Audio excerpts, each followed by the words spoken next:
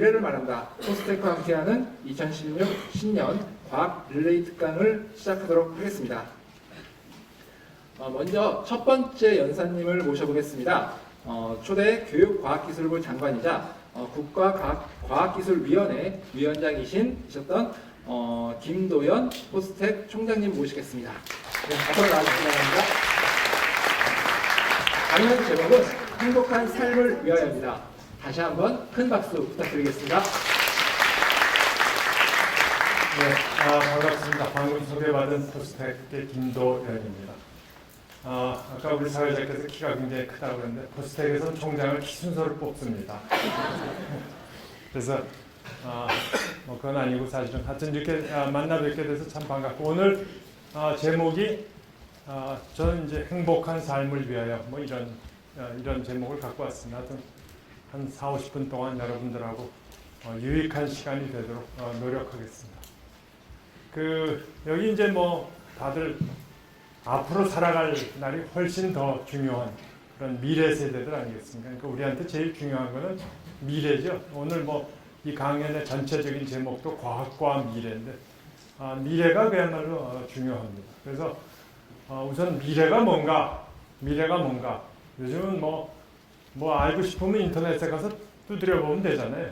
미래하고 이제 인터넷에 가서 두드려 보면은 재미난 얘기들이 굉장히 많은데 그 중에 이제 제가 하나 갖고 온 게 이 얘기입니다. 뭐 피터 드라커라고 지난 세기에 가장 유명했던 미래학자 같은 분이죠. 경영학자고.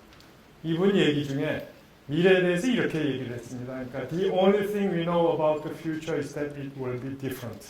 그러니까 미래에 대해서 우리가 아는 거는 단지 지금하고 다를 거다. 그거 외에 미래를 진짜 알지 못하죠. 그렇지 않습니까?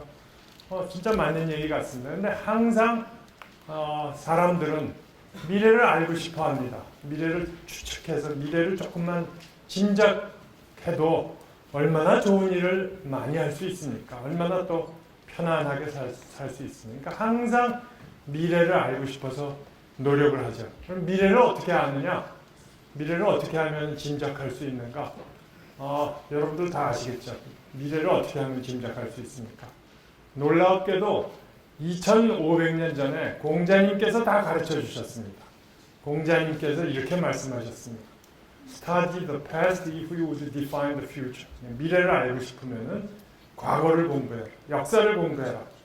이게 참 놀랍지 않습니까? 이런 지혜를 2500년 전에 공자님께서 이렇게 유창한 영어로 말씀하셨다는 게 참 진짜 공자님입니다. 공자님. 그렇지 않습니까? 그래서 우리 이제 이 자리에서 다 같이 미래를 좀 알고 싶으니까 그러면 과거를 조금 우리 역사를 공부해 봅시다. 근데 이렇게 고구려 신라 뭐 이런 거 말고 아주 인류의 큰 역사를 한번 공부해 보는데 무엇이든지 제일 그 역사에서 중요한 것은 사실은 개체의 숫자입니다. 개체의 숫자. 그러니까 인구 수가 인류 역사에서는 제일 중요한 변수죠. 그렇지 않겠습니까? 그래서 인구 수를 한번 보시면은 이게 이제 전 세계 인구를 보여주고 있는 겁니다. 전 세계 인구를 인류가 사실 여기 땅에 이 지구에 발을 딛고 산 지가 구석기 시대 그럼 한 7-80만 년 전까지 가죠. 신석기 시대 그럼 10,000년 전 이런데 그때까지는 우리 잘 모르니까 그냥 예수님 태어나던 해 정도부터 이렇게 추측이죠 사실은. 그런데 이건 과학적인 데이터로 정확하게 계산이 됩니다. 그래서 예수님이 태어났을 때 전 세계 인구가 1억 내지 2억입니다. 전 세계 인구가 그 정도였습니다. 그래서 1, 2억 인구가 여기 보시다시피 1600년 될 때까지 1800년 될 때까지 굉장히 천천히 증가했죠. 그렇죠? 거의 증가. 그러니까 이것보다 더 전에는 거의 증가 못하고 이렇게 살아온 겁니다. 이렇게 오다가 1800년이 되니까 9억이 됩니다. 인구가. 그러니까 1, 2억이던 인구가 9억이 되는데 2000년이 걸린 겁니다. 그렇죠? 2000년 동안. 그렇게 천천히 오고 그러다가 1900년이 되면은 16억이 됩니다. 1900년이 되면 16억이 되고 2000년이 되면 60억이 됩니다. 2000년. 그래서 아마 여기 계신 분들도 학생들도 기억을 할지 모르겠는데 지금부터 한 15년 전에 뉴 밀레니움 될 때, 2000년이 될 때 그때 뭐 굉장히 많은 이렇게 많은 사람들이 많은 얘기를 했는데 이 역사적으로 굉장히 중요한 해입니다. 2000년에. 왜냐? 전 세계 인구가 처음으로 60억이 넘었습니다. 전 세계 인구. 그리고 지금 현재는 얼마냐? 지금 현재 작년 말에 74억, 75억. 매년 1억씩 늘어난 거죠. 2000년. 대단한 거 아니겠습니까? 대단하게 이렇게 늘어나고 있는데 이게 무슨 일이냐? 뭐 왜 이렇게 변화가 있느냐? 여기 무슨 일이 있었죠? 뭐가 있으니까 이렇게 발전하지 이렇게 많아지지 않았겠습니까? 사람 숫자가 많아졌다는 건 그건 뭘 의미하나요? 결국 사람이 살기 좋은 세상이 됐다라는 거죠. 그렇지 않으면 늘어날 수가 없죠. 그러니까 이때는 굉장히 살기 힘들었던 겁니다. 사람이 늘어나지 못한 거죠. 뭐 태어나서 30이면은 다 이미 세상을 떠나고 질병 하고 살기가 힘드니까 인구가 못 늘다가 이때 오면은 특히 지난 100년 1900년부터 2000년 그리고 어마어마하게 늘어났다는 건 어마어마하게 살기 좋아졌다라는 그런 것으로 해석할 수 있겠습니다. 그게 바로 과학기술의 힘이죠. 그렇죠? 과학기술이 어마어마하게 발전했습니다. 지난 100년 사이에. 예를 들어서 지금 뭐 보시면 처음에 공자님제가 2500년 전에 소크라테스 다 마찬가지죠. 이 시절에 사실 사람들이 갖는 지혜는 이미 엄청 좋은 엄청 발전했던 겁니다. 그게 인문사회학이고 철학이죠. 그렇죠? 지금까지도 더 이상 발전한 게 사실은 그렇게 많지 않습니다. 아까 공자님께서 벌써 2500년 전에 그런 지혜를 가르쳐 주셨잖아요. 미래를 짐작하려면 역사를 공부해라 하는 그런 지혜를 2500년 전에 이렇게 가르쳐 주셨듯이 그 분야는 이미 뭐 어마어마하게 그 경지에 올랐던 겁니다. 그러나 살기는 힘들었죠. 그러나 살기는 힘들었는데 여기 왜 1600년 이때 오면서부터 늘어나기 시작하냐면 잘 아시다시피 1667년인가요? 하여튼 17세기 후반에 뉴턴이 프린키피아라는 책을 하나 냅니다. 자연과학이라는 새로운 세상을 열어준 겁니다. 뉴턴이. 그렇죠? 뉴턴이 1667년이고 그 다음에 1770 몇 년 가면은 여기 있듯이 제임스 와트가 엔진을 하나 만듭니다. 엔진을 만들어서 이건 이제 기계가 들어오기 시작하는 겁니다. 그러니까 자연과학과 공학 기술이 들어오기 시작하면서 살기 좋아진 겁니다. 그렇죠. 그리고 뭐 당연히 이제 그 후에 뭐 여러 사람이 있습니다만 아주 중요하게 그냥 한두 사람만 제가 보면은 1900년에 20세기 초반이죠. 아인슈타인, 에디슨 이런 사람이 나오면서 과학과 기술을 크게 발전시키면서 사람이 전체적으로 인류가 살기 좋아진 겁니다. 어마어마하게 살기 좋아진 겁니다. 그래서 여기 보시다시피 인구가 이렇게 늘어난 거니까 이거는 과학기술의 힘이죠. 그렇죠? 과학기술의 힘입니다. 자, 그런데 지난 100년 사이에 특히 그러니까 20세기입니다. 지나간 20세기에 1900년부터 2000년 사이를 보면은 인류사에서 이렇게 뭐 아까 그 인구표를 보시면 금방 짐작하셨겠지만 이렇게 발전하고 이렇게 갑자기 좋아진 일이 없어서 미국 공학할리먼에서 2003년도에 그러니까 새로운 21세기 들면서 야, 지난 세기는 진짜 대단했다. 그 지난 세기에 무슨 일들이 있어서 이렇게 잘 살게 됐냐? 이제 그런 것을 검토해서 20가지 진짜 대단한 기술을 꼽았습니다. 사람의 삶을 바꾼, 인류의 삶을 바꾼 20가지 기술. 익히 짐작하시겠지만 제일 중요한 게 전기입니다. 전기. 지금 전기가 없는 삶을 상상이나 할 수 있나요? 그런데 사실은 전기도 지금부터 겨우 100년 전에 인류가 쓰기 시작한 겁니다. 그렇죠? 그래서 첫 번째가 전기, 두 번째가 자동차, 세 번째가 항공기, 네 번째가 상하수도, 뭐 이렇게 해서 20가지 기술을 이제 이렇게 꼽아서 책을 낸 게 있는데 그 책 제목이 A Century of Innovation, 그러니까 혁신의 세기였다. 뭐 이런 두터운 책이 나온 게 있습니다. 아까 말씀드렸듯이 첫 번째가 전기입니다. 자, 전기가 세상을 얼마나 바꿨나 하는 것은 딱 이 한 장의 사진으로 여러분들한테 다 보여줄 확실하게 우리가 알 수 있습니다. 그러니까 이건 지구를 위성에서 밤에 보고 찍은 사진입니다. 뭐 여러분들 많이 보셨을 것으로 생각합니다. 지구는 지금 나이가 뭐 43억 년, 45억 년 그렇게 얘기하죠. 그렇죠? 45억 년 동안 밤에는 깜깜한 게 지구입니다. 그렇죠? 밤에는 깜깜했던 게 지구입니다. 그리고 지금 현재 이 우주에 별이 얼마나 많이 있습니까? 그 모든 별들이 밤에는 깜깜합니다. 딱 하나, 지구만 밤에도 반짝반짝하고 있습니다. 이게 전기죠. 이게 딱 100년 전부터 반짝반짝 불이 켜지기 시작한 겁니다. 그러니까 얼마나 사실은 짧은 사이에 일어난 지구의 나이 43억 년에 비교하면 이건 눈 깜짝할 새도 안 되는 그런 사이에 일어난 어마어마한 변화다라고 얘기할 수 있겠습니다. 여기 보시면은 이게 일본입니다. 일본이고 이게 중국이고 여기 뭐 멀리선 잘 안 보이겠지만 여기 대한민국이 있습니다. 여기 대한민국이 있는데 우리는 대한민국이 다 한반도라고 그러잖아요. 반도에서 사는 줄 알았는데 밤에 보니까 완전히 섬에 살고 있는 게 보이죠. 그렇죠? 이게 참 아쉽고 안타까운 일입니다. 그러니까 100년 전에는 다 이렇게 깜깜했습니다. 즉 무슨 얘기냐 하면은 여기는 아직도 100년 전의 삶을 살고 있는 겁니다. 이건 뭐 가볼 필요도 없습니다. 저 사진의 한 장이 다 보여주고 있습니다. 참 안타까운 일이고 이거 해결해야죠. 우리가 여기 계신 여러분들이 해결하고 우리가 책임지고 해결해야 할 일이라고 봅니다. 여기 일본, 뭐 중국 보십시오. 중국도 뭐 다 이렇고. 그러니까 인구 밀도가 이만한 지역치고 이렇게 깜깜하게 사는 나라가 없습니다. 지금 이거 얼마나 아쉬운 문제입니까? 아쉬운 현상입니까?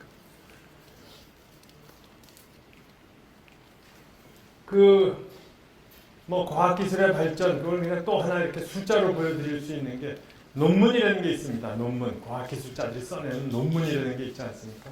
그 논문이 출판되는 숫자를 보여주고 있습니다. 출판되는 숫자를 보면 역시 1900년, 100년 전부터 이렇게 올라갑니다.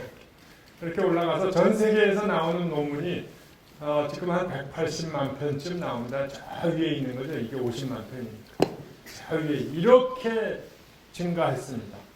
이 커브 밑에 이 면적은 뭘 의미하겠습니까? 이게 바로 지식의 양입니다. 그렇죠? 그러니까 지식의 양이 뭐 어마어마하게 늘고 있습니다. 이렇게 늘고 있는 거죠.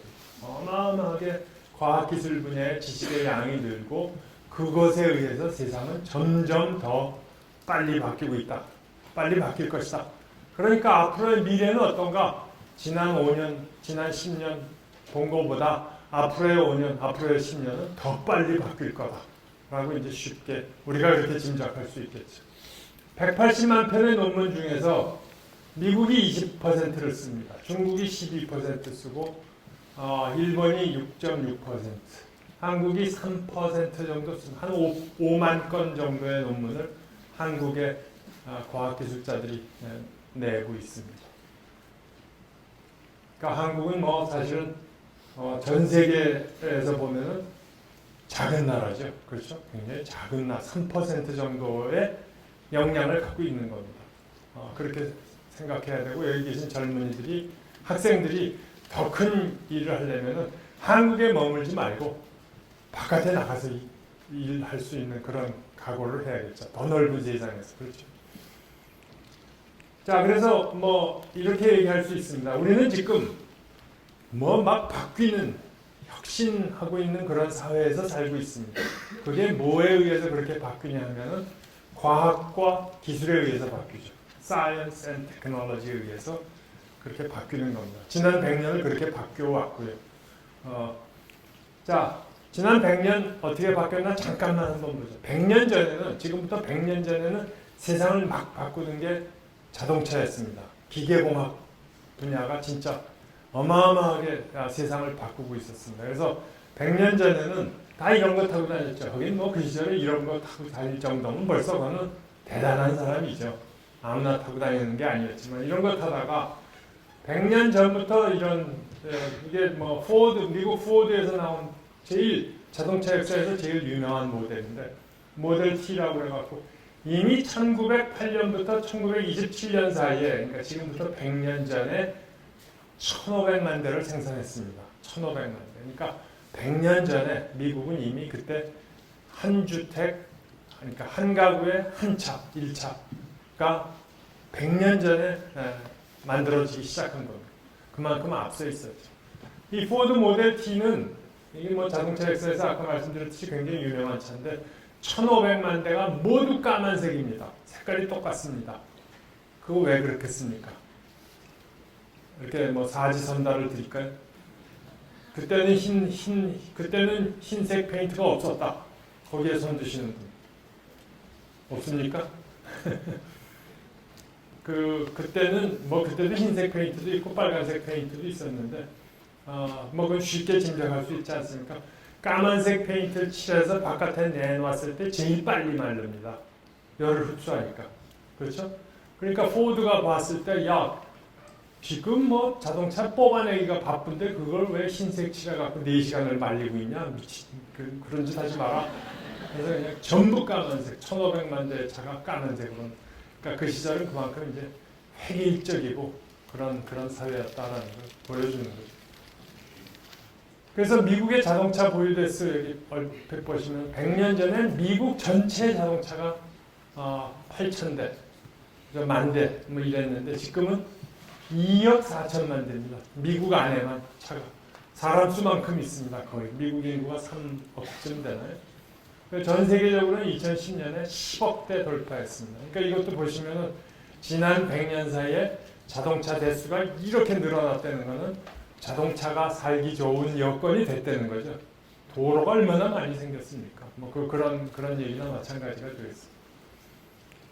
자, 여기 자동차는 이제 거의 이게 뭐 거의 근데 뭐 더 이상 할 게 없다는 게 여기 두 가지 차를 제가 갖고 왔습니다. 어느 거 택하시겠습니까?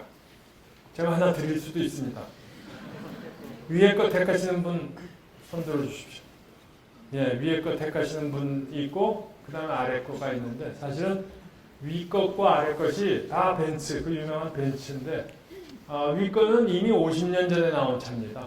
그러니까 위 것을 택하신 분은 클래시컬한 모델을 좋아하시는 거고 요건 작년에 나온 차고 그러니까 보시다시피 50년이 지났지만 뭐 큰 변화 없죠. 물론 뭐 자동차 엔진의 효율도 좋아지고 뭐 다 좋아질 거 많지만 근본은 바뀌지 않았다는 거죠. 그게 이제 이런 미케니컬 쪽에 지금 일어나고 있는 엄청난 그 발전이 이미 다 20세기 초반에 일어났다라고 말씀드릴 수 있습니다. 20세기 후반에 일어난 엄청난 발전은 정보통신 분야입니다. 정보통신 분야, 특히 여러분들 지금 다 스마트폰 하나씩 갖고 계시지 않습니까? 이게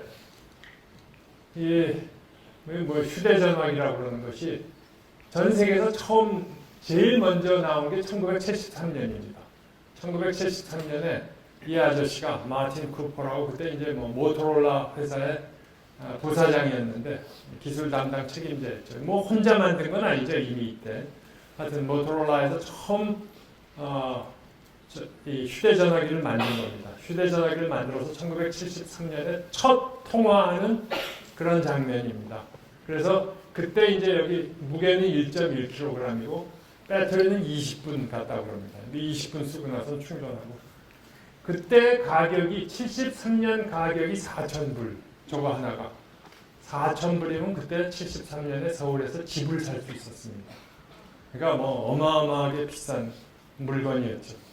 자, 이것이 이런 변화가 이제 어떻게 돼? 93년이 되면 그때부터 20년이 딱 지나면 20년이 지나면 저는 이제 그때 교수하고 있을 때니까 이거 다 갖고 있었습니다. 뭐 컴퓨터 있고 전화기 있고 카메라고 녹음기고 뭐 영사기고 이런 거 다 이거 하나씩 살려면 그래도 한 달 봉급 털어야 됐습니다. 그게 93년입니다. 그런데 딱 20년이 또 지나고 나니까 지금 이런 것들이 어떻게 됐습니까? 다 하나로 들어왔죠. 그렇죠. 그리고 이거를 다 여기 계신 분들이 다 주머니에 갖고 계시죠. 이게 스마트폰 없는 분 손 들어보십시오. 제가 하나 드릴 수 있습니다. 아마 괜히 손 넣지 마시고. 대한민국은 전 세계에서 유일하게 인구수보다 스마트폰 수가 더 많은 나라입니다. 참 이상하지 않습니까? 대단한 나라입니다. 이게 다 들어왔습니다. 하나 속에 다 들어왔으니까 이건 진짜 혁명 같은 일이고 혁명이 일어났습니다. 그래서 그런 걸 이제 우리가 파괴적 혁신이라고 그러죠. 모든 게 옛날에 다 없어져 버렸으니까. 그러면서 삶이 어마어마하게 바뀌었습니다. 사실 우리가 지금 그 변화의 그 속에서 살고 있으니까 그렇지, 이거 바깥에서 쳐다보는 사람은 어지러워서 쫓아가지도 못할 정도로 삶이 바뀌었습니다. 얼마나 바뀌었냐? 심지어는 산사에, 산 깊이 있는 절에 있는 어른 스님들은 물론이고, 여기 동승입니다. 동승, 애기들. 이 애기들도 스마트폰 다 갖고 있지 않습니까? 아주 몰입하고 있지 않습니까? 얘 표정을 한번 보십시오. 온갖 고뇌를 다, 108번뇌를 다 갖고 있습니다. 왜냐? 스마트폰이 없기 때문이죠. 그렇죠? 그렇게 스마트폰이 우리 지금 삶에 들어와 있고, 거기에 우리가 이렇게 바뀌어가고 있습니다. 우리는 지금 10년 전, 20년 전의 인류와는 전혀 다른 삶을 살고 있습니다, 사실. 근데 우리가 너무 익숙해지고 빨리빨리 가니까 그걸 우리가 인지를 못하는 거죠.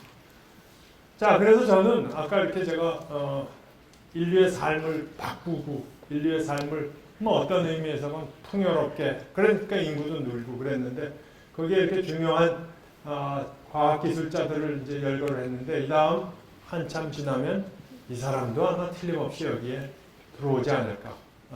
스마트폰을 만든 사람입니다. 스티브 잡스라는 사람도 아마 들어오지 않을까. 저 사람이 바꾼 세상이 대단하다. 뭐 그렇게 생각을 합니다. 그리고 그 사이에 이게 아까 마틴 쿠퍼 1973년에 그 첫 통화하던 그 아저씨입니다. 40년이 지나니까 이제 뭐 당연히 나이가 들었죠. 그렇죠? 나이가 들어서 최근에 찍은 사진인데 자기가 만든 거 하고 요즘 이거 하고 보니까 세상이 이렇게 바뀌었다. 지난 40년 사이에 이렇게 바뀐 겁니다. 이렇게 바뀌었고, 물론 이 아저씨도 바뀌었네요. 자, 이게 과학과 기술입니다. 과학과 기술이 이렇게 세상을 바꿨는데, 우리나라는 이걸 다 그냥 뭉뚱그려서 되게 과학기술 그럽니다. 그런데 그건 너무 일본도 조금 그러긴 합니다. 과학기술. 중국도 약간 과학기술로 이렇게 묶기는 하는데, 사실은 미국 같은 데는 다 science and technology. 그렇죠? 이거 묶지 않습니다. 확실히 다른 개념입니다. 그래서 제가 그냥 얼핏 말씀드리면은, technology, engineering, technology, 공학기술은 뭐냐? 지식을 써서 돈을 만드는 겁니다. 지식을 써서 돈을 만드는 것이고, 자연과학, 과학은 지식과 돈이 다 똑같이 있는데 아주 쉽게 돈을 써서 지식을 만드는 겁니다. 이게 어느 게 더 좋고 나쁘고 그러는 건 아닙니다. 자연과학이야말로 돈을 써서 지식을 만드는, 이거야말로 사람만 할 수 있는 일 아니겠습니까? 그렇죠? 내가 살면서 뭐가 좀 궁금한데 그거를, 그 궁금증을 대신 풀어주는 사람한테 내가 돈을 좀 주는 겁니다. 그래야 얼마나 인간만이 할 수 있는 숭고한 일입니까, 사실. 그렇죠? 반면에 공학기술은 여기서 만든 지식을 갖고, 혹은 지가 만든 지식이든지, 하여튼 이런 지식을 갖고 돈을 만들어내는 겁니다. 이건 또 얼마나 중요합니까? 그렇죠? 이거 돈을 만들어내는 건 이것만큼 또 중요한 것 없죠. 여기서 돈을 만들어야 여기서 지식을 만들고, 여기서 지식을 만들어야 여기서 또 돈을 만들고, 그렇기 때문에 굉장히 연결이 돼 있지만 아주 근본적인 철학은 다르다라는 것입니다. 그래서 사실은 공학과 공학은 나라를 잘 살게 하는 겁니다. 국부를 늘립니다. 국민소득이 늘어나는 겁니다. 쉽게 말씀드려요. 반면에 과학은 나라의 격이 올라가죠. 그렇죠? 나라가 아무리 잘 살아도 국민소득이 6만 불, 7만 불 되는 나라 꽤 있습니다. 사우디아라비아 이런 데 가도 다 6만 불, 7만 불 되지만 우리가 그 나라 사람들을 존경하지는 않죠. 국격이 없기 때문 아니겠습니까? 그래서 국격을 올리는 게 사이언스고, 국부를 만들어내는 게 공학이다. 저는 그렇게 생각합니다. 그래서 과학하는 사람과 공학하는 사람이 어떤 건가? 뭐 쉽게 과학은 제일 잘하는 사람이 제일 큰 공로를 세우면 이제 노벨상을 주죠. 노벨상을 준 사람들 인터뷰해 보면 되게 이런 얘기를 합니다. 이 사람이 이제 노벨 화학상 2008년에 받은 분인데 오사무라고. 인생 최고의 즐거움이 뭐냐? 이 할아버지한테 물어봤더니 몰랐던 것을 알게 되는 것, 즉 수수께끼를 푸는 것. 그게 과학입니다. 그렇죠?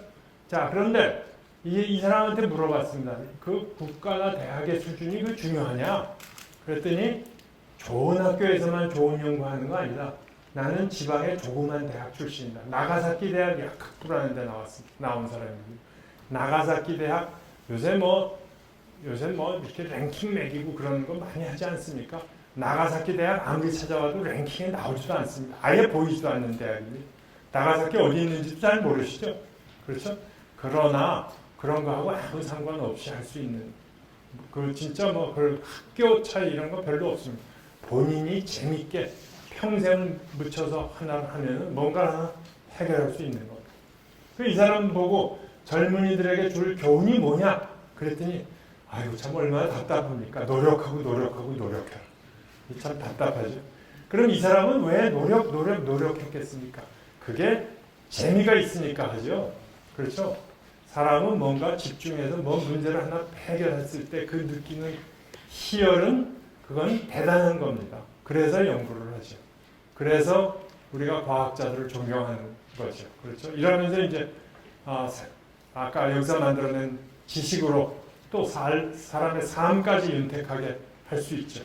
반면에 이게 아까 그분이 이제 과학자였다는 공학 엔지니어는 이분 옛날 분이지만 캐리어라고 아마 우리나라 아직도 이렇게 에어컨의 캐리어 아직도 그게 있죠. 캐리어가 있는데 기계공학 나온 사람입니다.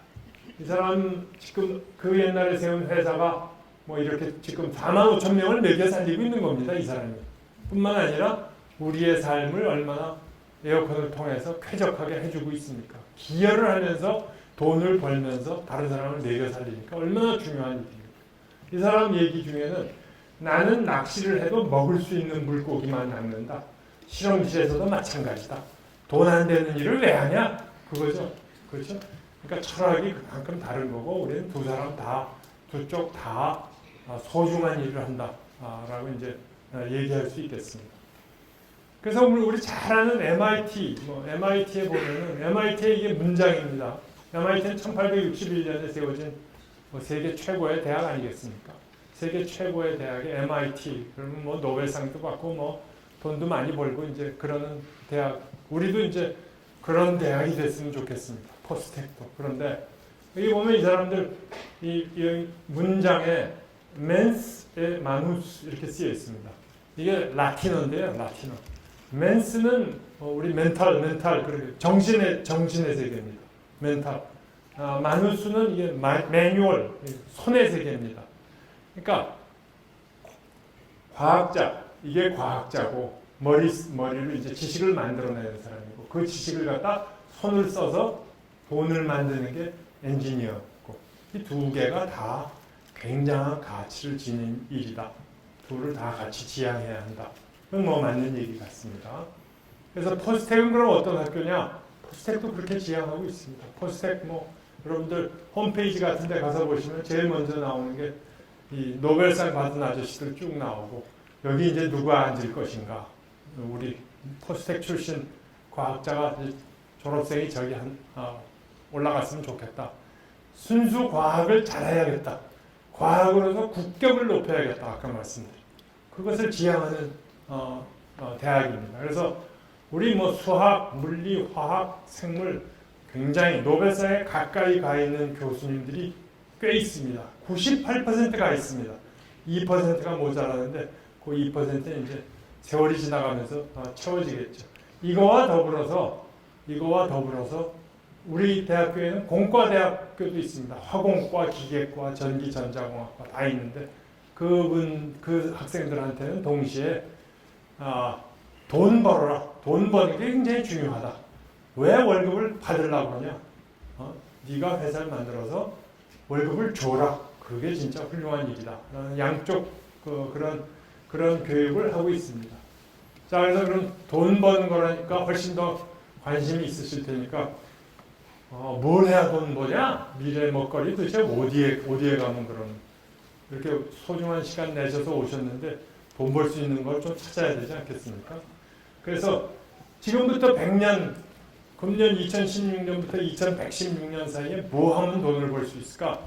한번 제가 이걸 얘기하고 싶은데 아까 처음에 말씀드렸죠. 이렇게 미래를 내다보고 싶으면 뭘 해야죠? 과거를 돌아봐야죠. 그럼 100년 전에는 어떤 생각을 했나 한번 봅시다. 100년 전에 이게 100년 전에 프랑스의 미술가들이 상상한 미래입니다. 미래. 100년 전에. 그때 이제 아까 말씀드렸듯이 그때 전기가 처음 나오고 전기가 뭐 대단한 일을 하고 그러니까 야, 이 전기로 앞으로 이런 기계 만들면 돈 벌겠다. 2000년에는 이런 기계가 나와요. 여기 전기줄이 쫙 있고 이제 전기줄 쫙 하면서 기계가 그 수학도 하고 그러면 여기 앉아서 하면 얼마나 돈을 벌겠는가라고 상상을 한 겁니다. 그렇죠? 자, 그 상상이 이루어졌죠. 지금 뭐 다 이렇게 하고 있지 않습니까? 실제로 기계가 수학하지 요즘 사람이 수학합니까? 이거 만들면서 돈 엄청 벌었죠, 이 사람들은. 그렇죠? 그리고 사람의 삶을 편안하게 했죠. 월급 줬죠. 얼마나 좋은 일입니까? 자, 이렇게 벌었구나 하는 얘기가. 그 다음에 청소기 이렇게 생각을 했습니다. 100년 전에. 이것도 뭐 이제, 근데 뭐 계속 빗자루는 똑같네요. 그래서 하여튼 이것도 전기줄이 이렇게 있지 않습니까? 전기를 하여튼 상상한 겁니다.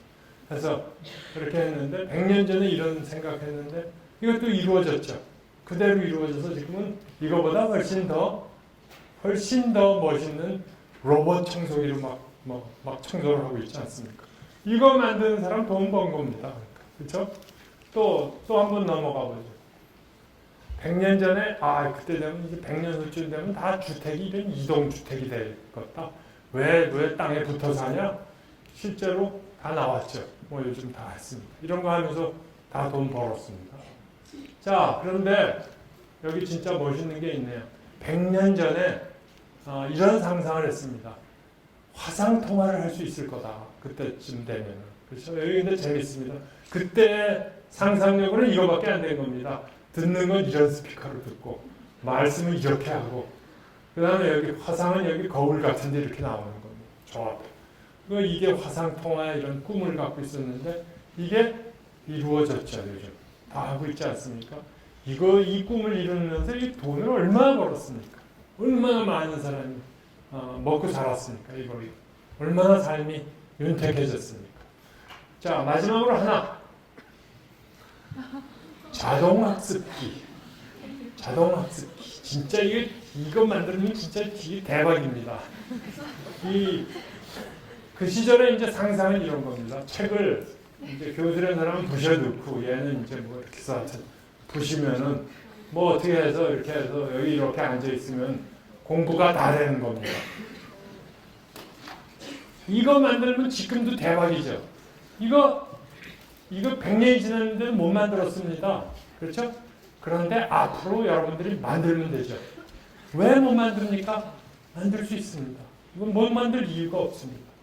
그러니까 100년 전부터 사람이 꿈꿔왔던 건데 100년 사이에 못했지만 앞으로는 될지 모르죠. 그러니까 앞으로 뭐 모릅니다. 진짜 20년 후, 30년 후 요즘처럼 세상이 바뀌면은 왜 공부를 합니까? 그냥 앉아서 이렇게 하고 있으면은 뭐 다 들어오고 나중엔 뭐 뇌를 이식한다는 얘기도 있지 않습니까? 요새 전체 세상이 지금하고는 엄청 다를 거다. 그래서 자동학습기 한번 만들어 주시면 큰 돈을 벌 수 있지 않을까? 전 세계에서. 자, 이게 무슨 얘기냐면 우선 돈을 벌겠다. 뭐 그런 상상력이 있어야 됩니다. 그렇죠? 상상의 세계에 충분히 아주 좋은 상상을 할 수 있어야 된다. 그래서 아마 아까 제가 말씀드린 스티브 잡스의 아주 유명한 얘기죠. I would trade all of my technology for an afternoon with Socrates. 소크라테스하고 오후에 차 한 잔 마시면서 얘기할 수 있다면은 그러면 내 기술을 모두 주겠다. 그건 뭐냐면 이 사람 얘기가 풍부한 상상을 하면은 그건 만들 수 있는데 상상력이 떨어진다. 그런 얘기입니다. 그렇죠? 이게 융합 학문의 아주 중요한 그런 얘기죠. 그런 것을 이제 알려주는 것이 되겠습니다. 그래서 폭넓은 공부, 뭐 화공학을 한다, 혹은 물리학을 한다, 그것만 해서 쫓아오던 거는 이미 우리 다 쫓아왔습니다. 그런데 이제 미래는 대한민국의 미래를 짊어질 지금의 젊은이들은 훨씬 더 폭넓은 그런 공부를 해야 된다. 풍부한 상상력을 가졌으면 좋겠다. 뭐 그렇게 말씀드리겠습니다. 자, 이제 그러면 제가 행복한 삶을 어떻게 살면 되는가? 오늘 제가 주제를 그렇게 정해갖고 왔기 때문에 뭐가 행복한 삶인가? 뭐 돈을 많이 받고 뭐 돈을 많이 벌고 혹은 노벨상을 받고 그래도 본인이 불행하게 생각하면 그게 뭐가 행복한 삶입니까? 전혀 그렇지 않죠. 아무리 좋은 대학교를 들어가고 뭐 공부를 잘하고 그거하고 행복한 거하고는 전혀 다르죠. 행복이라는 게 뭔가 아주 간단하게 그냥 말씀을 한번 드리려고 합니다. 여기 계신 특히 학생들 행복하게 살아야 됩니다. 행복하게 사는 게 진짜 그게 지상 목표여야 됩니다. 왜냐? 굉장히 오래 살 겁니다. 앞으로. 얼마나 오래 사느냐? 120세까지 산다. 이게 2013년 내셔널 지오그래픽이라고 하는 유명한 잡지 표지입니다. 표지. 얘는 120살까지 산다 하고 이렇게 스타 표시하고 이거는 가정이 아니라 과학이다. 그랬습니다. 확실하게 그럴 겁니다. 여기 계신 분들 다 120살까지 살 겁니다. 저 빼놓고. 제가 보니까 확실히 그런 것 같습니다. 다 120살까지 삽니다. 엄청나게 긴 삶인데 행복하게 살아야 되지 않겠습니까? 이건 근데 120살이 아닙니다. 142세까지 산다고 그럽니다. 지금. 이건 더 최근에 타임즈에서 나온 겁니다. 타임즈, 내셔널 지오그래픽 이런 데서 이거 그냥 대충 때려서 142 하는 거 아니잖아요. 과학적으로 분석했을 때 142세입니다. 자, 142세까지 살아야 된다면 저도 삶을 다시 설계해야 됩니다. 지금부터. 그 정도입니다. 그런데 아마 여기 계신 분들, 특히 아마 고등학생들 다 140까지 살 겁니다. 행복하게 살아야지. 그렇죠? 행복하게 살아야 되는데 뭐가 행복한가? 사실은 제가 과연 그런 얘기를 할 수 있을까? 행복하게 사는 방법이 뭐다라고 얘기할 수 있을까를 생각하다가 그래, 소크라테스의 말씀을 하나 빌려왔습니다. 소크라테스가 이렇게 얘기했습니다. 소크라테스의 얘기입니다. 그렇게 지혜로웠던 소크라테스가 나는 노인들과 이야기하기 좋아한다. 노인들은 인생의 길을 먼저 지났기에 내가 앞으로 겪게 될 삶이 어떠할지 그들에게서 배울 수 있다. 이게 소크라테스 얘기입니다. 그러니까 저 같은 노인도 어떻게 하면 행복하게 살 수 있는가에 한마디 할 수 있다. 제가 이제 그걸 보여드리기 위해서 소크라테스의 얘기를 가져온 겁니다. 그냥 간단한 책 하나 소개해드리려고 합니다. 사실은 몇 년 전에 미국에서 나온 책인데 우리나라에서는 몇 년 전에 이제 번역이 돼서 나온 책인데 행복의 조건이라는 책입니다. 책 제목이 행복의 조건인데 이게 재밌는 책입니다. 미국이니까 나올 수 있는 책입니다. 미국에서 1940년도 하버드 대학에 굉장히 공부 잘했고 그런 애들이겠죠. 하버드 대학의 학교 재학생들을 300명을 이제 랜덤으로 샘플링을 해갖고 그 300명에 대해서 50년 동안 삶을 추적했습니다. 매년 만나서 인터뷰하고 50년 동안. 그러니까 그 50년이 지나고 났더니 그러니까 나이가 한 80쯤 됐죠. 그때 이제 그만뒀습니다. 그리고 그 사람들을 계속 관찰하면서 어떤 사람들이 행복하게 살았나 하는 것을 통계적으로 처리한 겁니다. 통계적으로 처리한 굉장히 긴 세월에 걸쳐서 아주 많은 연구자들이 붙어서 한 그런 연구 결과죠. 여기 보시면은 1940년도 재학생인데 전부 268명을 대상으로 해서 최종 면담 시기가 1999년입니다. 그러니까 대학교 다닐 때부터 한 60년을 쭉 봐왔으니까 대단한 거죠. 그리고 사망률이 38%. 이때만 해도 뭐 많이 죽은 거죠 벌써. 그리고 이 사람들의 IQ는 130에서 135니까 평균적으로 굉장히 높은, 아마 다 여기 계신 분들 다 이렇게 그러리라고 생각합니다. 그리고 그때 벌써 대학원 진학률이 76%, 70세 미만 사망이 23%니까 이때만 해도 수명이 굉장히 이제 기대 수명이 이렇게 높지 않은 때니까 이제 당연히 이렇게 됐죠. 자, 그래서 그 결과를 보면은 이건 통계적인 처리입니다. 어떤 사람들이 행복했는가를 보면은 7가지 조건을 이렇게 내세웠습니다. 그 조건을 맞추면은 그런 사람들이 행복했다라는 거죠. 그러니까 뭐 재밌습니다, 사실. 7가지 조건에 7번째가 체중이 적당해야 된다. 굉장히 뚱뚱하거나 굉장히 마르거나 그러면은 확률적으로 행복하지 않더라 하는 얘기입니다. 그러니까 굉장히 뚱뚱하다고 해서 그 사람이 꼭 불행하다는 게 아니라 확률적으로 훨씬 알맞은 체중인 사람이 더 행복했다. 운동, 금주, 구면 이거 다 뭡니까? 4, 5, 6, 7이 4, 5, 6, 7이 이게 다 건강한 몸입니다. 그렇죠? 몸이 건강해야 행복하다라는 얘기입니다. 그러니까 다시 말씀드리지만 꼭 금연해야 행복하냐? 그건 아니죠. 그러나 금연한 사람들이 행복할 확률이 훨씬 높았다라는 이제 그런 얘기입니다. 그러니까 건강한 몸을 유지하는 것, 건강한 몸을 가꾸는 것 대단히 중요하죠. 대단히 중요합니다. 행복한 삶에서 건강하지 못해서는 아무리 돈이 많아도 아무리 권력이 뭐 하고 아무리 해도 행복하지 않다는 겁니다. 그렇죠? 건강이 최고입니다. 그다음 두 번째, 세 번째가 안정된 결혼 생활.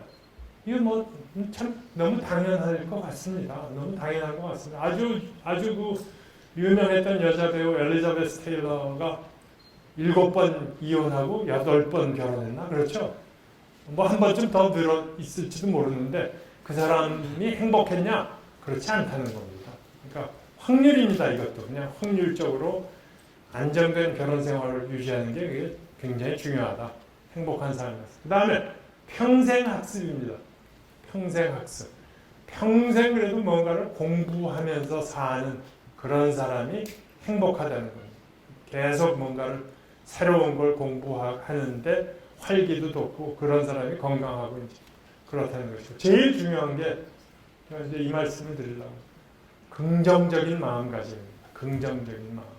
실패해도 누구나 살면서 실패는 했는데 어떤 사람이 마지막까지 행복했다고 그러냐 하면은 그 실패를 통해서 나는 이번에 뭘 배웠다. 다음번에는 그러지 않을 수 있다. 라고 항상 이렇게 긍정적인 마음을 갖는 사람이 행복했다. 그게 첫 번째 조건이에요. 첫 번째 조건. 살면서 긍정적인 마음을 가져야 한다. 이것입니다. 자, 그래서 저는 저런 데다 조금 더 보태서 사람이란 뭔가 진짜 뭐가 사람인가. 그래서 제가 우리 학생들한테도 사람을 한자로 쓰면 이렇게 쓰죠. 그렇죠? 이건 다 아시지 않습니까? 사람 인자. 그리고 이제 한자는 다 이런 상형 문자, 어떤 꼴에서 왔으니까 되게 이제 이런 꼴들을 생각합니다. 이래서 이게 사람 인자인가 보다. 이 남자는 제대로 썼는데 얘는 제대로 못 썼다. 그런데 사람 인자는 여기서 온 게 아니고 사람 인자는 어디서 왔냐면 두 사람에서 온 겁니다. 그러니까 한 사람의 사람이 아닙니다. 한 사람은 사람이 아닙니다. 두 사람. 여기 보시다시피 한 사람은 기대고 한 사람은 받쳐준 그게 사람이다. 그러니까 살다 보면 기댈 때도 있고 남을 받쳐줄 때도 있고 그게 사람이고 다른 사람과 어울려서 살 줄 아는 게 그게 사람이다. 그게 행복한 삶이다. 이제 저는 우리 학생들에게 그렇게 얘기하고 있습니다. 그래서 여기 제가 오늘 스티브 잡스를 여러 번 보여주는데 이제 하나만 더 보여드리면 스티브 잡스가 얼마나 삶을 치열하게 긍정적으로 살았느냐 하면은 if today were the last day of your life 오늘이 당신 생의 마지막 날이라면은 이제 내일 죽는 겁니다. 그러면은 Would you want to do what you are about to do today? 오늘 지금 할 일을 계속 할래? 그 정도로 내가 오늘 하는 일이 진짜 이렇게 소중하고 그게 거기에 가치를 두는 그런 삶을 살면은 뭐 무슨 일이든지 해낼 수 있지 않겠습니까? 그래서 이런 걸 다 종합해서 그냥 저는 행복한 삶을 따뜻한 인간관계 그게 첫 번째. 그 다음에 확실한 목표, 성실하며 열정적인 생활. 이게 이제 뭐 아까 스티브 잡스님 오늘은 어제 죽어간 사람들이 그토록 맞이하고 싶었던 내일이다. 뭐 그런 얘기 있지 않습니까? 열정적으로 살고 긍정적으로 살고 따뜻한 마음으로 살고 그러면은 그게 제일 좋겠다. 그리고 이제 마지막으로 하나를 더 붙이면은 인구가 그렇게 많아지고 더 많아집니다. 앞으로 30년 후에 전 세계 인구는 100억이 됩니다. 아무래도 경쟁이 심해질 수밖에 없습니다. 여럿이 사니까. 그렇죠? 그 경쟁은 피할 수 없으니까 그 경쟁 자체도 즐기면서 살면은 그러면 행복하게 살 수 있지 않을까. 뭐 그렇게 생각을 하고 정확하게 3시 50분에 마쳤습니다. 감사합니다.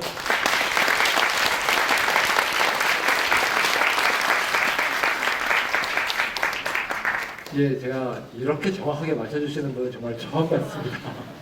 네, 정말 우리 행복한 강의를 정말 들었는데요. 아마 행복한 삶에 대해서 더 궁금한 점이 많으실 것 같습니다. 좀 질문을 하고 싶으신 분들은 자리에서 손을 들어주시면 저희 마이크가 찾아갈 겁니다. 편하게 한번 궁금하신 분들은 질문하고 싶으신 분들은 손을 좀 들어주시기 바랍니다.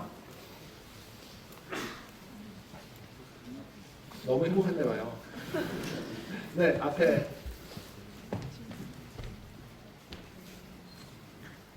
저는 행복한 삶 대신 일단 무례하지 않길 바라면서 포스텍에 대해서 한번 여쭤보고 싶은데요. 아까 전에 처음에 시작하실 때 저희 한국은 2.8%의 논문을 가지고 있다고 하셨습니다. 그러면 포스텍에서는 훌륭한 교수님들이 많으시기 때문에 한국의 그 2.8%의 비율 중에 한 어느 정도를 차지하고 계시는지 정도, 교수님들이 발췌한 논문은 어느 정도의 양인가, 그걸 한번 감히 여쭤보자 합니다. 그 논문이라는 게 뭐 양도 물론 중요합니다. 양도 중요하지만 아주 질이 좋은 논문, 그게 더 중요하죠. 그러니까 논문이니까. 그래서 그 양적인 거보다도 제가 이렇게 아주 최근에 어제 그제 신문에 나왔습니다. 대한민국에서 24사람의 과학기술자를 뽑았습니다. 그 24사람의 과학기술자가 전 세계에서 탑 1%에 들어가는, 전 세계 그 분야에서 탑 1%로 들어가는 24사람을 뽑았는데 거기에 포스텍 교수님이 2분이 들어갔습니다. 그러니까 굉장히 잘한 거죠. 그렇지 않습니까? 뭐 양적으로는 저희 교수님이 300명인데 우리 지금 뭐 몇십만의 과학기술자로 하니까 양적으로는 굉장히 작겠죠. 네, 저쪽 가운데.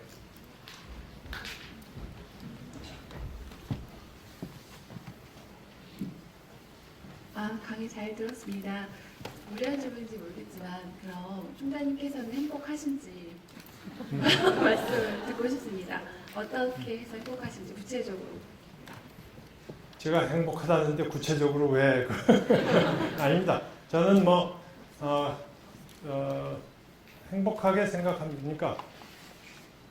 항상 저는 그건 평생 그렇게 살았습니다. 긍정적으로 생각을 합니다.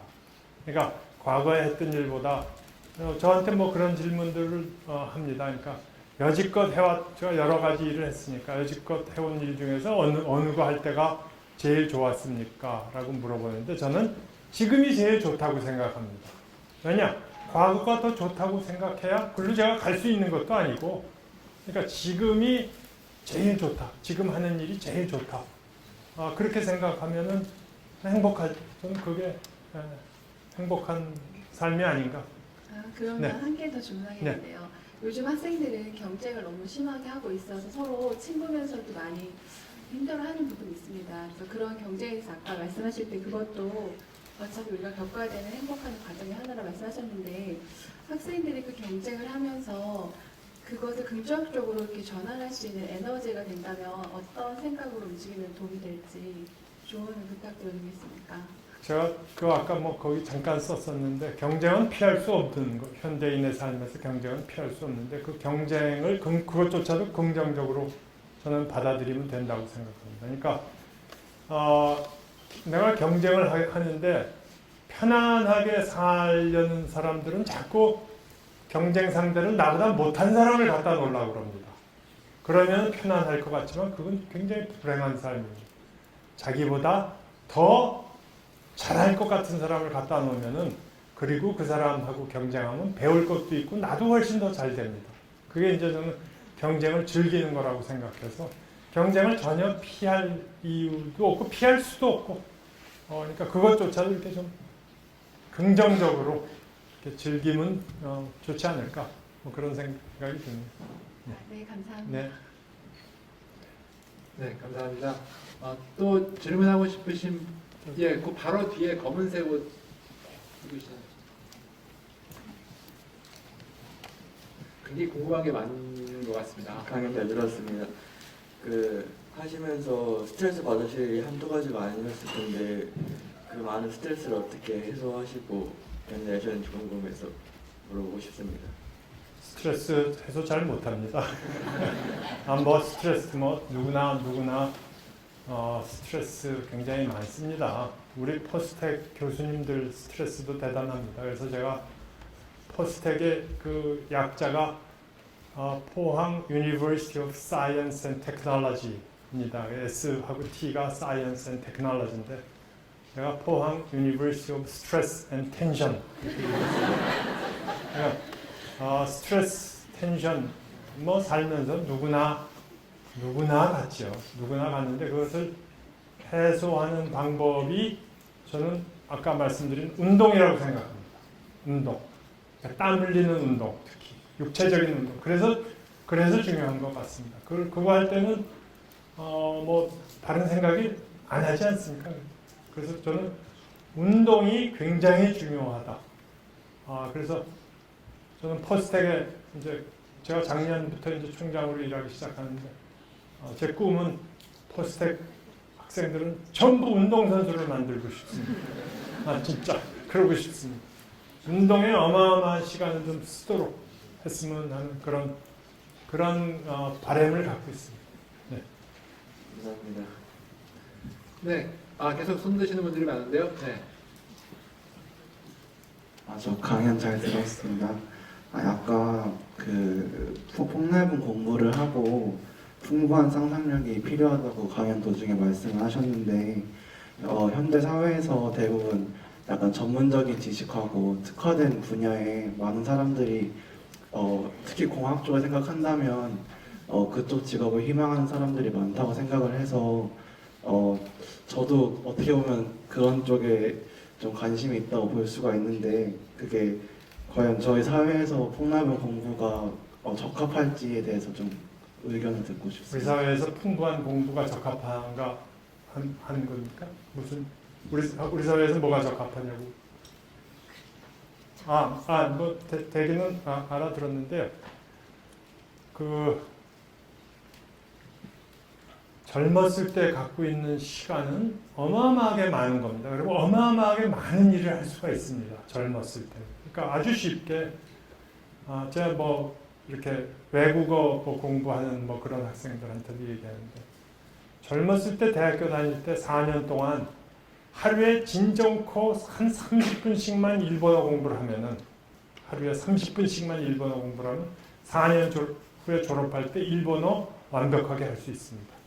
그 정도로 사실은 그 젊었을 때 얘기입니다. 저는 제가 재작년에 일본어 공부 굉장히 열심히 했는데 아무리 해도 안 됩니다. 나이를. 젊었을 때라는 게 그래서 중요하고요.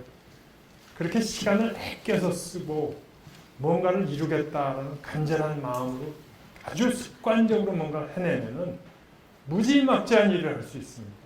그러니까 기계공학만 잘할 수 있는 게 아니라 그것과 동시에 바이올린을 한다 그러면 엄청 잘할 수 있습니다. 그것도. 그러니까 괜히 버리는 시간 그런 거 없이 이렇게 열심히 하면은 몇 가지든 할 수 있다. 저는 그렇게 생각합니다. 아, 뒤에. 네, 좀 예.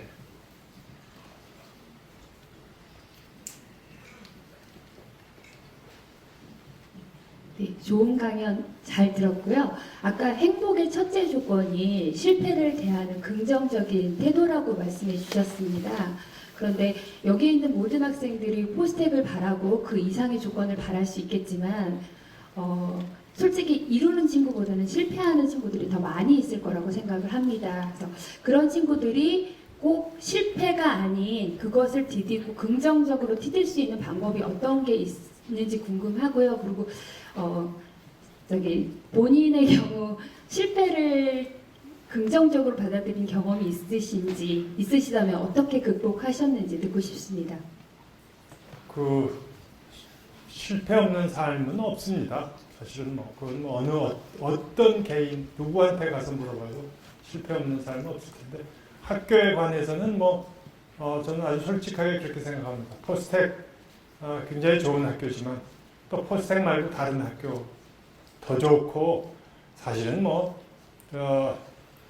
대한민국에 있는 대학들의 또 그 수준은 전 세계적으로 보면 도토리 키재기입니다. 우리가 지금 조금 한 1mm 더 큰 도토리 잡았다고 행복해하고 그거를 굉장한 성취로 알지만 도토리 1mm 크고 작고 그게 무슨 상관입니까?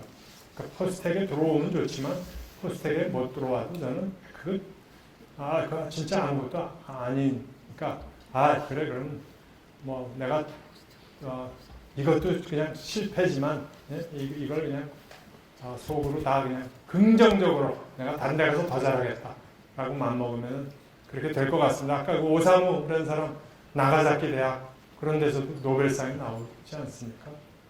저도 개인적으로 왜 실패가 없었겠습니까? 실패 투성이죠. 오늘도 강의 이제 참 잘 못했습니다. 평소에 훨씬 더 잘하는데 새벽에 깨서 포항에서 오느라고 좀 그렇습니다. 실패야 누구나 하죠. 네.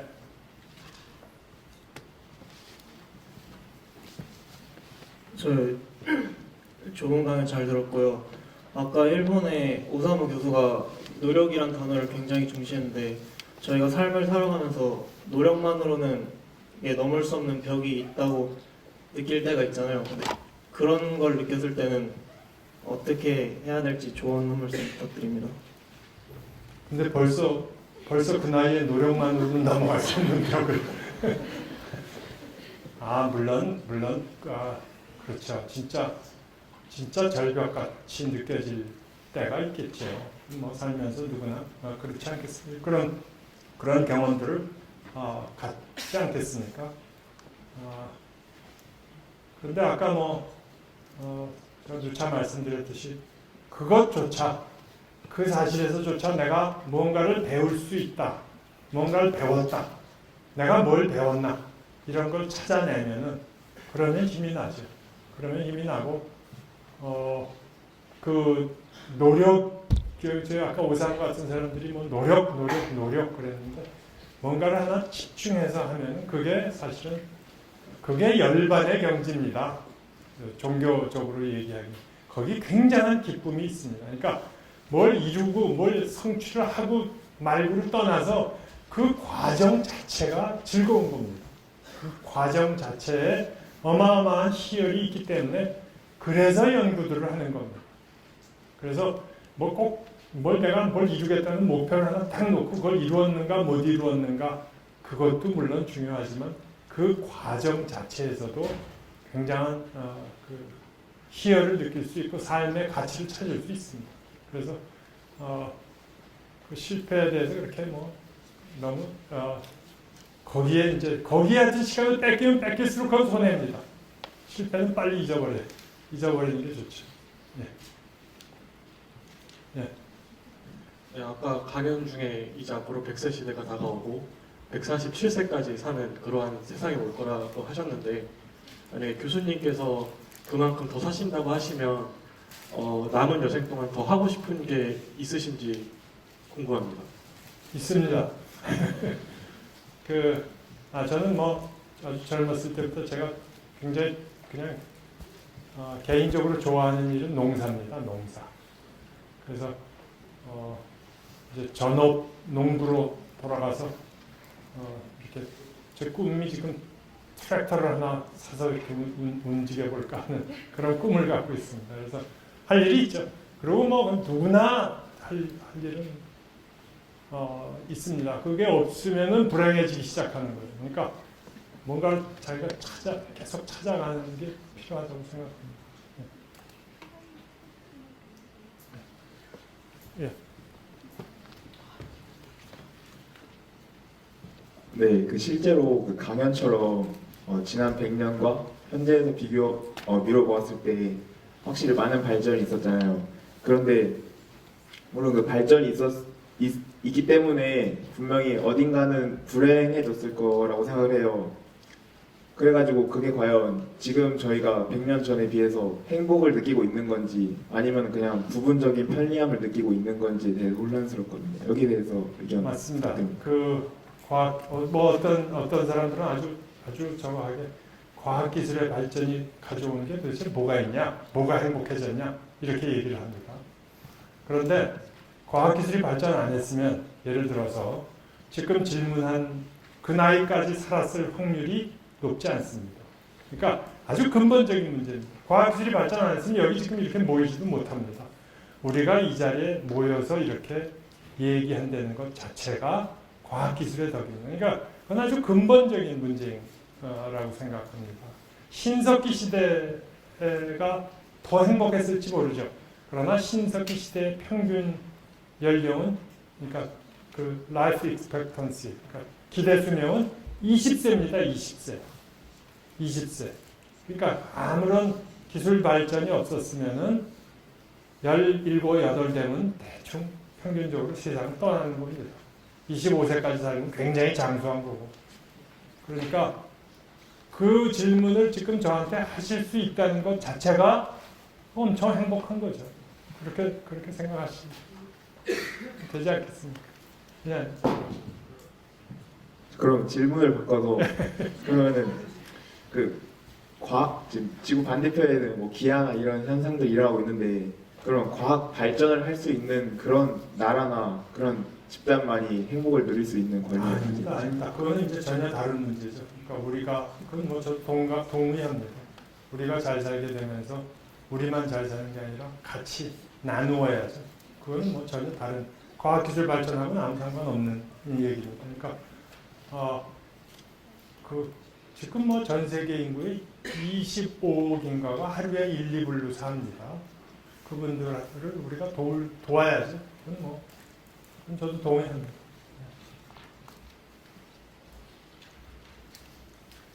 네, 더 궁금한 건 없으시죠? 네, 좋은 말씀 감사합니다. 이번 행복한 삶을 위하여 이 강의로 우리 김도현 총장님께서 특강을 해주셨는데요.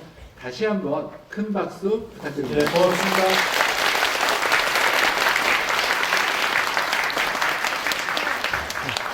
네, 지금.